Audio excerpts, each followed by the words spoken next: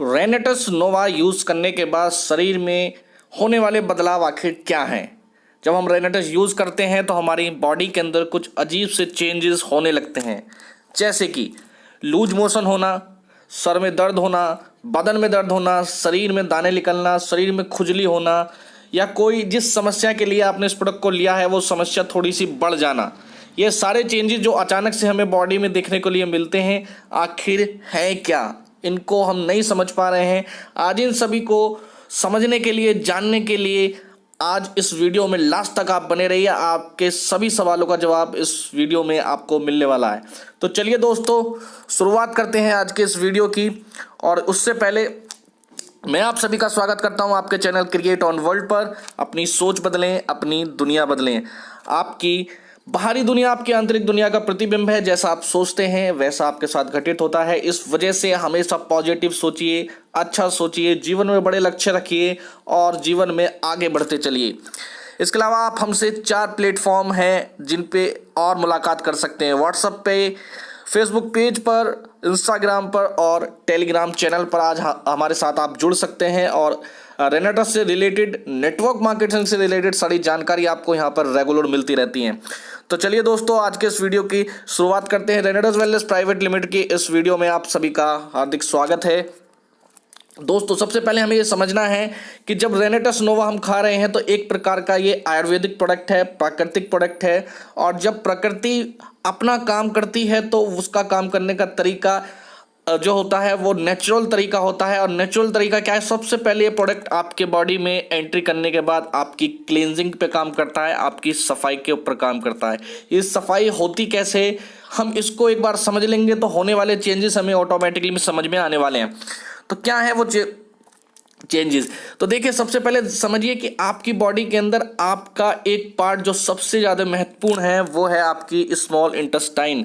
ये जो फिगर मैं आपके सामने दिखा रहा हूँ, इसमें देखिए यहाँ जो एरो आपको दिख रहा है ये हमारा पेट है, जहाँ पर जैसे ही आप फूड पाइप के द्वारा आपका खाना पहुँचता है, यहाँ पर इस वाले पोर्शन में खाने में कुछ एक्स्ट्रा पाचक रस मिल जाते हैं जो खाने को छोटे छोटे टुकड़ों में तोड़ने का काम करते हैं। एक प्रकार का यहाँ पर आपके खाने का ग्राइंडर होता है, जूस बनता है और वो सारा का सारा जूस जो है आपकी नेक्स्ट प्रोसेस में जाता है। वो नेक्स्ट प्रोसेस क्या है? आपका स्मॉल इंटेस्टाइन। ये जो आप देख रहे हैं येलो एरो जो आपको दिख रहा है, ये आपकी स्मॉल इंटेस्टाइन है। और पूरी बॉडी के अंदर सबसे महत्वपूर्ण काम है इस स्मॉल इंटेस्टाइन का। क्यों? क्योंकि ये आपकी बॉडी में काम करती है, आपके खाने से महत्वपूर्ण तत्वों को सोख कर सक कर लेती है और ब्लड के रास्ते अलग अलग ऑर्गन्स तक ये जो न्यूट्रिएंट है और ऑक्सीजन पहुंचाने का काम आपका ब्लड करता है। मैं आगे समझाऊंगा। नेक्स्ट हमारा जो बचा हुआ मटेरियल है, वेस्ट मटेरियल जो है वो लार्ज इंटेस्टाइन यानी रेड एरो में जो आपको दिख रहा है, इसके द्वारा आपके शरीर से बाहर निकल जाता है। अभी हम स्मॉल इंटेस्टाइन को ज़रा और डीपली समझते हैं। देखिए, अंदर से देखने में इस टाइप की होती है। जो आप देखेंगे आपकी स्मॉल इंटेस्टाइन जो होती है आपके लंबाई की लगभग 4.5 गुना ये लंबाई में होती है और इसके अंदर ही पूरा खाना जाता है। और अगर बायोलॉजिकल इसका फिगर देखेंगे तो आप देख पा रहे हैं यहाँ पर इस टाइप की कुछ इसमें छोटी छोटी विलाई होती है, इनको विलाई बोला जाता है। और यही वो विलाई हैं जो आपके खाने में से महत्वपूर्ण तत्व, पोषक आहार को सोखने का काम करती हैं। और इनके साइड में जो ब्लड फ्लो होता रहता है, उस ब्लड के अंदर आपकी वेन्स और आर्टरीज होती हैं जो आपके अलग अलग ऑर्गन्स तक आपके न्यूट्रिएंट पहुंचाने का काम करती हैं। ये जो ब्लड है, ब्लड का बड़ा महत्वपूर्ण रोल है। ब्लड कैसे काम करता है हमारी बॉडी के अंदर, देखिए इसको समझाता हूँ। उससे पहले समझिए, ये जो विलाई है, विलाई जो मैं आपके स्क्रीन पर दिखा रहा हूँ, इस विलाई को देखिए, अंदर से कुछ इस टाइप की होती हैं। अभी जो आप नंबर 1 पर जो अपना स्ट्रक्चर देख रहे हैं इस स्मॉल इंटेस्टाइन के अंदर का, वो ये है जब आप पैदा होते हैं तो इसके अंदर बिल्कुल ये क्लीन होती है, इसके अंदर किसी प्रकार की कोई गंदगी नहीं होती है। लेकिन जैसे जैसे हमारी एज बढ़ती है और हम बढ़ती हुई एज में अपनी बॉडी के अंदर वो सभी चीज़ें खाने लगते हैं जो हमारी जुबान को अच्छा लगता है, लेकिन हमारी बॉडी के लिए सारी चीज़ें उपयुक्त नहीं होती हैं। और धीरे धीरे जो सेकंड नंबर का फिगर देख रहे हैं, इस टाइप में हमारी इस विलाई में गंदगी जमना स्टार्ट हो जाती है। और ये गंदगी पूरी तरीके से सोच के रास्ते बाहर नहीं आ पाती है और ये इसके अंदर अटक के रह जाती है।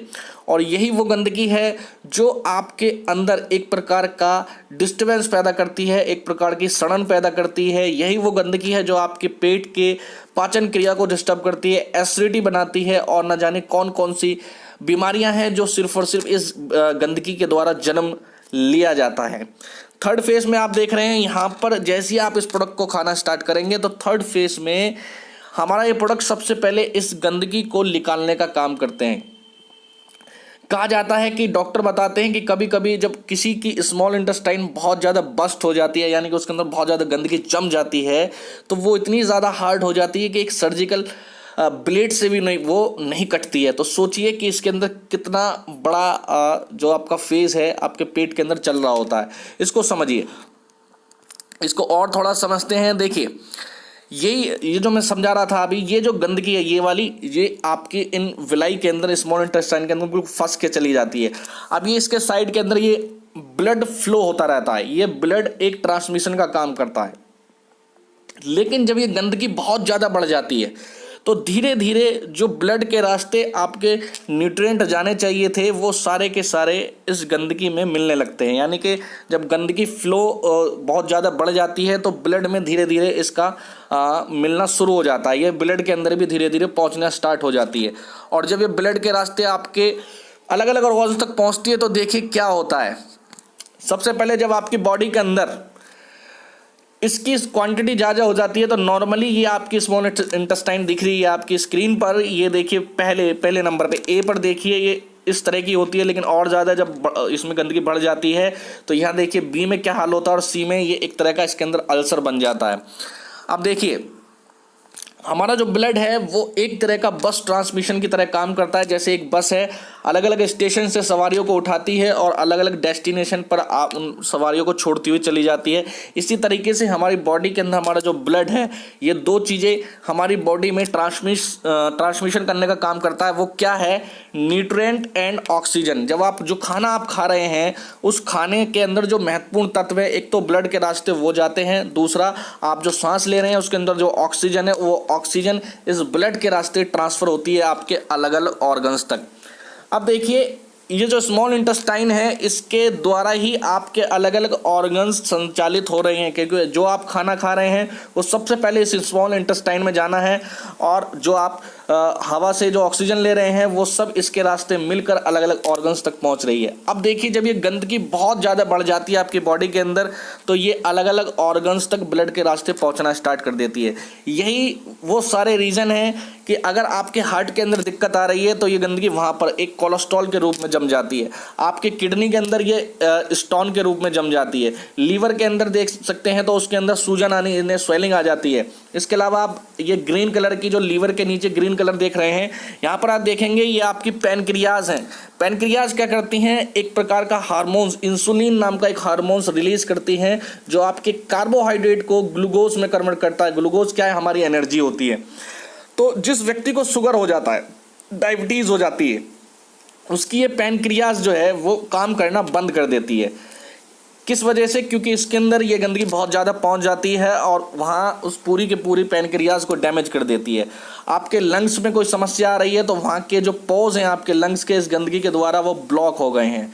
इस तरीके से आपके माइंड में अगर कोई प्रॉब्लम आ रही है तो गंदगी वहाँ तक भी पहुँची है। तो यानी ये गंदगी है क्या? ये सारी की सारी चीज़ें आपकी टॉक्सिन है जो हम डेली बेस पर खाना खा रहे हैं, जो हमारी बॉडी के अंदर पॉल्यूशन जा रहा है या ऐसी कुछ अनवांटेड हम चीज़ें खा रहे हैं जो हमारी बॉडी के लिए उपयुक्त नहीं है, वो सब ब्लड के रास्ते आपके फ्लो होने लगती है अलग अलग ऑर्गन्स तक और वो सारी की सारी आपके सारे शरीर को ये अपने कंट्रोल में ले लेती है। और ये क्या है? एक प्रकार के बैड बैक्टीरियाज हैं जो जन्म लेने लगते हैं, पनपने लगते हैं और जब इनकी संख्या एक पर्टिकुलर जगह पर बहुत ज़्यादा हो जाती है तो ये उस पूरे एरिया को डैमेज करना स्टार्ट कर देते हैं, तेज़ी से डैमेज करते हैं और वही एक कैंसर का रूप भी ले लेता है।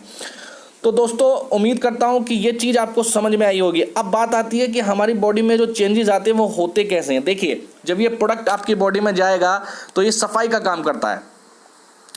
जब आपकी बॉडी में जाकर ये इस गंदगी को बाहर फेंकने का काम करेगा तो ये बैड बैक्टीरियाज जो होते हैं ये बहुत ज़्यादा विचलित हो जाते हैं और ये इधर उधर भागने की कोशिश करते हैं। और जब ये भागने की कोशिश करते हैं तो आपकी बॉडी के अंदर डिस्टर्बेंस पैदा होता है, आपके सिर में दर्द होना स्टार्ट होगा और अगर ये देखिए, इनको बाहर निकलने के आपकी बॉडी के अंदर 3 ही रास्ते हैं। पहला, ये शौच के रास्ते बाहर आएंगे तो लूज मोशन उस समय बहुत ज़्यादा हो जाता है। दूसरा, ये आपके सांस के रास्ते बाहर आएंगे तो उस समय आपको लगेगा कि मेरे दिल में बहुत तेज़ी धड़कन मेरी बढ़ गई है, मेरी हार्ट बीट बहुत तेज़ी से बढ़ रही है। या फिर आपका स्किन में बहुत छोटे छोटे पोज होते हैं, उनके रास्ते बाहर निकलने की कोशिश करते हैं। तो जब ये बाहर निकलने की कोशिश करते हैं तो वहाँ कभी कभी खुजली हो जाती है, वहाँ पर आपको इचिंग होगी, या कभी कभी छोटे छोटे दाने निकल जाते हैं। ये सब क्या है?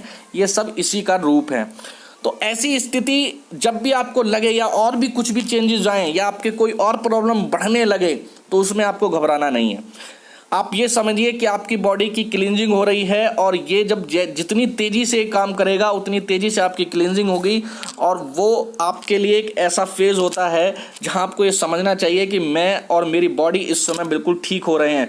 तो उसको आप थोड़ा सा वहाँ पर सब्र रखिए। ये किसी प्रकार के कोई साइड इफ़ेक्ट नहीं है, बॉडी में इस प्रोडक्ट का कोई भी साइड इफ़ेक्ट नहीं है, आपको कोई ज़्यादा डिस्टर्बेंस नहीं होगा इससे। ये सब नॉर्मल प्रक्रिया है, इसको हीलिंग प्रोसेस बोलते हैं। जब आप नेचुरल कोई भी चीज़ लेंगे तो आपकी बॉडी अपने आप को हीलिंग करती है, सफाई करती है अपनी, तो उस समय ये सारे चेंजेस आपकी बॉडी में दिखाई देते हैं। तो दोस्तों, जब भी आपको इस प्रोडक्ट को खाने के बाद कुछ अजीबो गरीब लगने लगे अपनी बॉडी में, कहीं दर्द होने लगे, कहीं इचिंग होने लगे, कुछ और भी दिक्कतें होने लगे, तो उस फेज़ को थोड़ा सा आप वहाँ पर कंट्रोल करिए अपने आप को, और वहाँ पर थोड़ा सा इंतज़ार करिए। पानी की क्वांटिटी थोड़ा सा बढ़ा दीजिए आप, और थोड़ा गुनगुना पानी पिएंगे तो ज़्यादा बेहतर रहेगा। और 10 से 15 दिन में आप देखेंगे कि आपकी बॉडी में सब कुछ धीरे धीरे नॉर्मल होने लगता है। अभी बात कर लेते हैं कि कभी कभी स्थिति आपको लगती है कि असहनीय हो रही है, कंडीशन ऐसी आ गई कि मेरा दर्द बहुत ज़्यादा बढ़ गया, असहनीय हो रहा है। तो उस कंडीशन में आप क्या कर सकते हैं? तो वहाँ पर आपको कुछ नहीं करना है, आप एलोपैथ की किसी मेडिसिन को यूज़ कर सकते हैं अपने किसी भी प्रोसेस को कंट्रोल करने के लिए, पेन को कंट्रोल करने के लिए, खुजली को कंट्रोल करने के लिए आप दिन में एक टैबलेट को इस्तेमाल कर सकते हैं। इसके अलावा आपको लग रहा है कि ये प्रोसेस थोड़ा लंबा जा रहा है तो अपनी डोज को घटा बढ़ा सकते हैं आप। अगर आप 4 कैप्सूल डेली ले रहे हैं तो उसको 3 करिए, 3 ले रहे हैं तो 2 करिए, 2 ले रहे हैं तो 1 कैप्सूल करिए। और जैसे जैसे आपको लगे कि नॉर्मल स्थिति होने लगी है तो फिर इसको धीरे धीरे बढ़ाइए आप, और इसको डेली 4 कैप्सूल डेली की डोज पर आपको ले जाना है। और सबसे महत्वपूर्ण बात आपकी लास्ट में यही है कि आपको पानी की क्वांटिटी इस दौरान काफ़ी अच्छी रखनी चाहिए।